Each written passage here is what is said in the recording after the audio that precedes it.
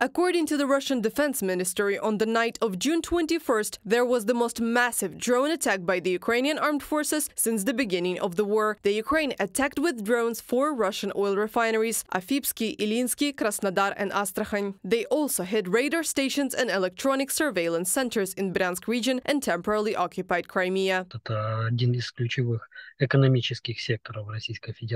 This is one of the key economic sectors of the Russian Federation. The second key point is that this sector is directly related to military issues, providing oil and lubricants to the front line of the Russian terrorist army that is fighting against the Ukrainian people. We can also talk about a certain emotional political context, because Ukraine is the first country in the world that is fighting on the territory of the enemy, the Russian Federation. Also, the day before, a fuel and lubricants depot of the Russian military in the Tambov region and the oil depot in the Adygea region were attacked. At least 5 explosions were recorded there, followed by a fire. In addition, drones hit a fuel depot in the Tambov region. At least 1 tank with oil products was damaged. The drone strikes on Russian oil refineries mark a new stage of the war, Bloomberg writes. Strikes at these military facilities have indeed been recorded. They are being used precisely for military purposes, either to supply the occupation forces in Ukraine or to finance the Russian Federation's genocidal war against Ukraine. Of course, for the so-called Russian Federation, which officially positions itself as a petrol pump country, such things are extremely sensitive, and the Putin's regime is already feeling the consequences, including the negative effect on the economy in general. Andriy Yusov, representative of the main intelligence directorate of the Ministry of Defense of Ukraine, on the air of Ukrainian national telephone.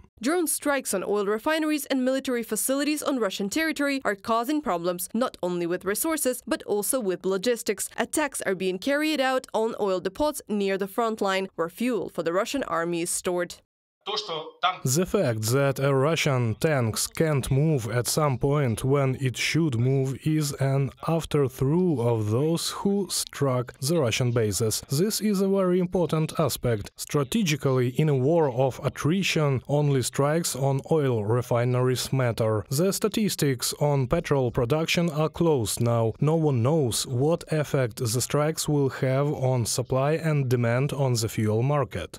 In order to keep the petrol prices down, the Kremlin sends hundreds of billions of rubles from the budget compensating oil companies for the losses. In other words, for the past several years, one of the most important industries in Russia has been surviving on subsidies rather than making its own profit. Only in 2023, oil companies received more than 1 trillion rubles from the budget. After the strikes of the Ukrainian armed forces, these subsidies will have to be increased. Experts predict that by the end of the year, fuel prices in Russia will skyrocket. Reported by Anastasia Tarnavska, Victoria Smirnova, UATV News.